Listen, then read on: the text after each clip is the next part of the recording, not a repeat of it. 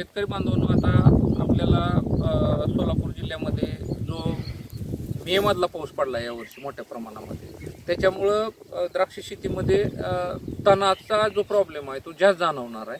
आणि तण मित्र म्हणून पण वापरलं पाहिजे आणि शत्रू म्हणून पण वापरलं पाहिजे. त्याचं कारण म्हणजे काय, जर 60 दिवसापर्यंत आपल्याला बागेची वाढ घ्यायची तर त्या कालावधीमध्ये तणाची वाढ कुठल्याही परिस्थितीत द्राक्ष शेतीमध्ये झाली नाही पाहिजे. त्याच्यामुळं जेवढं काय अन्नद्रव्य किंवा नायट्रोजनची मात्रा आहे ती झाडालाच मिळाली पाहिजे. आणि सावलीतलं गवत हे नायट्रोजनचं अपटेक जास्त करतं, त्याच्यामुळं तितकंसं ही होत नाही. परंतु 60 दिवसानंतर जर आपल्या बागेमध्ये तण आलं तरी त्याला तितकासा प्रॉब्लेम येत नाही.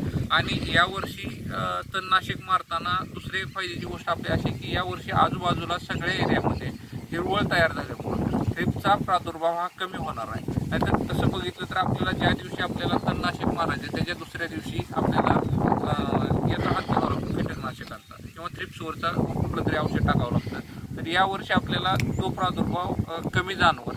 आणि तणनाशक मारताना आता यावर्षी आपण बऱ्यापैकी द्राक्ष शेतीमध्ये शिप पॉवरचा वापर करताना दिसते, परंतु शिप पॉवर ही कॉन्टॅक्ट औषध असल्यामुळं जमिनीच्या वरचं तळ जळलं जातं आणि मुळं तशीच राहते ती.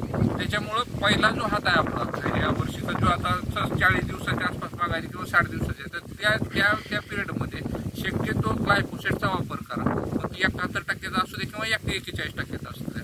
तर 41% घेतलं तर आपण प्रमाणाप्रमाणे त्याले ह्याच्यावरच्या घेऊन टाक किंवा मग जर तुम्ही यावेळेस जर तणाचा बंदोबस्त मुळासकट केला तर त्याचे दोन फायदे होते.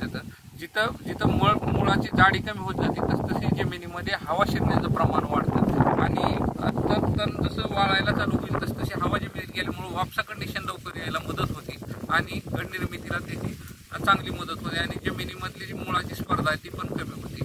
त्याच्यामुळं जास्तीत जास्त आपण तणनाशकावर सध्या खूप भर दिला तर चालतो. आणि तणनाशक देताना आपल्याला काळजी काय घ्यायची तर कसल्याही परिस्थितीमध्ये तणनाशकाचा वापर करताना तुम्ही खोडावर कसलीही डॉगरेज खाली जे आपल्या क्राफ्टिंगच्या खाली जी डॉगरेज असते ती काढलं पाहिजे. आणि खोडावरती काय तुमचे फुटलेले असते 100% निघते आहे का, निघाले आहे का याची काळजी घेऊनच तणनाशक मारा. आणि तणनाशक मारताना कुठल्याही प्रकारे घाबरण्याचं कारण नाही. गेली 20-25 वर्षे झालं शेतकरी 20 वर्षापासून शेतकऱ्यांचा वापर त्याच्यामध्ये आणि तणनाशकांच्या वापरामुळं कुठलाही परिणाम घड निर्मितीवर होत नाही, कारण ते पानातून आत जाणारं औषध आहे. आणि जरी खोडाच्या साजावर गेलं तर वरून त्याला वाळलेली साल असते, त्याच्यामुळं औषधं डायरेक्ट खोडाला पोचू शकत नाही. त्याच्यामुळं तणनाशकाचाच वापर करा. लेबरवर तण काढणं आता ते परवडणारं राहणार नाही.